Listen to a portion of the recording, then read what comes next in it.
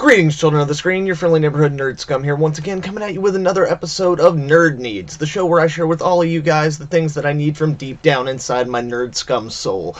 And children of the screen, you know what I need? I need for Ghost Rider to be as cool as he looks.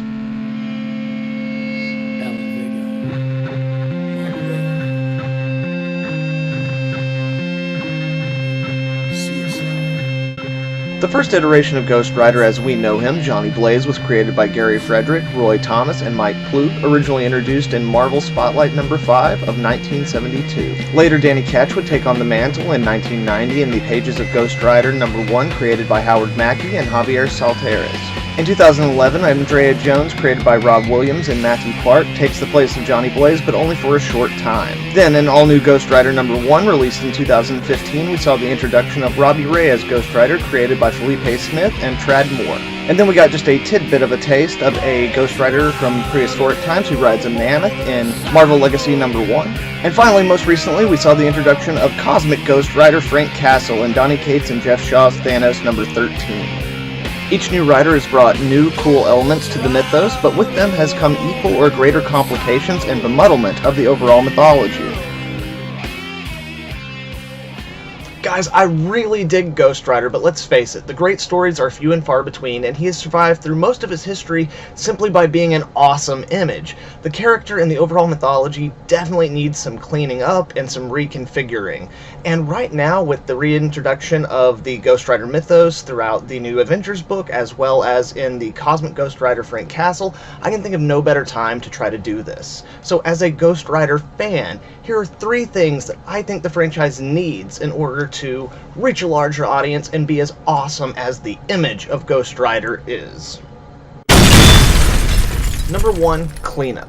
As I said, the history of Ghost Rider is long, varied, and confusing, so we definitely need a cleaning up and a reestablishment of the Ghost Rider mythology as a whole, not to mention we need a retelling of all the core characters who have carried the Ghost Rider mantle. So, for the sake of this video, what I'm proposing is a book that we'll just call Ballad of the Rider, Legends of Ghost Rider, or something to that effect. Now for this book, what you would do is use Cosmic Ghost Rider as the framing device as he either rediscovers or remembers or goes through the warrior line that he is now a part of. So what you would do is get Donny Cates and Jeff Shaw to do the main book where you're actually seeing all the stuff with Cosmic Ghost Rider, and then for each of the individual stories which tells like the backstory and a brief synopsis or like a brief story with each of the individual Ghost Rider characters, you would bring back artists from iconic runs of Ghost Rider to fill in those spots.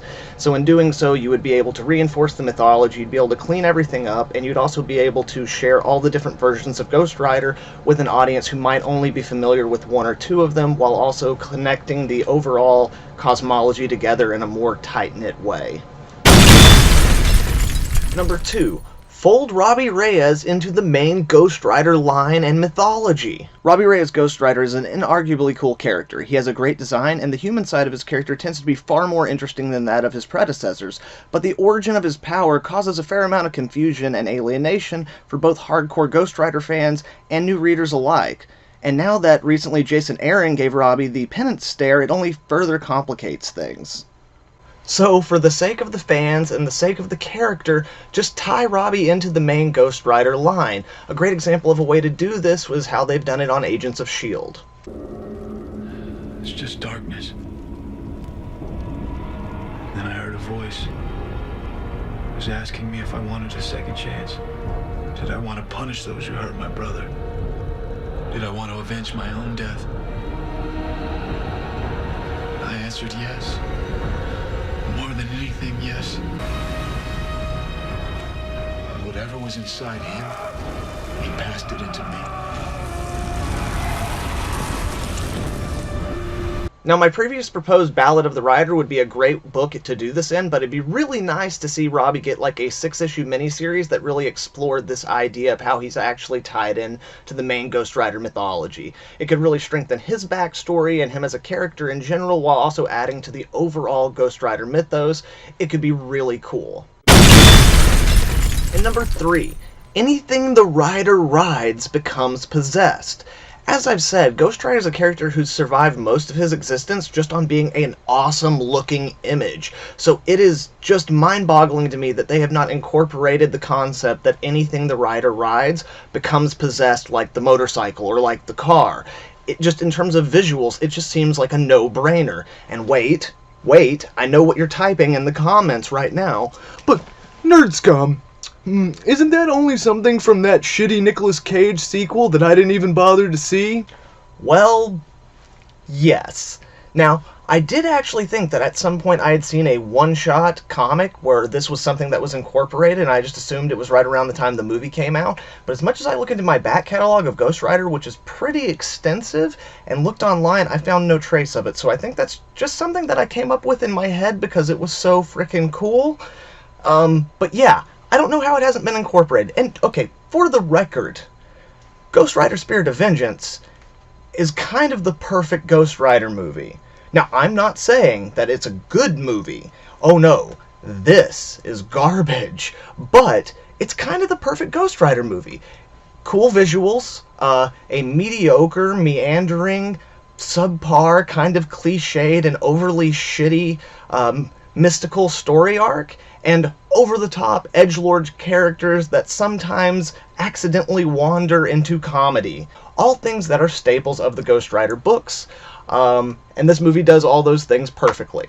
So, but you know what? That's another video altogether, so, you know. And before you get too judgmental, in defense of this concept, keep in mind that by utilizing it, we get absolutely pimp shit like this.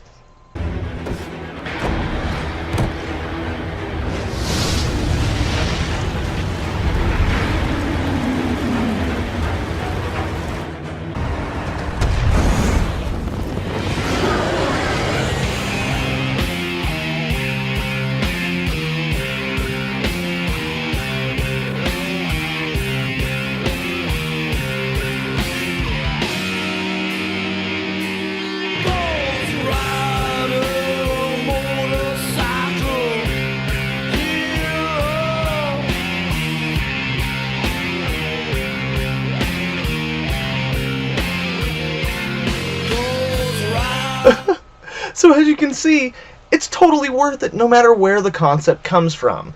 Plus, just imagine, if you will, a scenario such as this. The Ghost Rider is chasing someone, he's been delayed for, like, you know, other minor villains or something, but the person he's chasing goes to a small airfield, gets on the private plane, and just flies off. The Ghost Rider rides up, and he could just, like, use his chain and, like, rip this dude down, but the plane's a little bit far away, and we just see the Ghost Rider turn and look at, like, an old World War II era plane.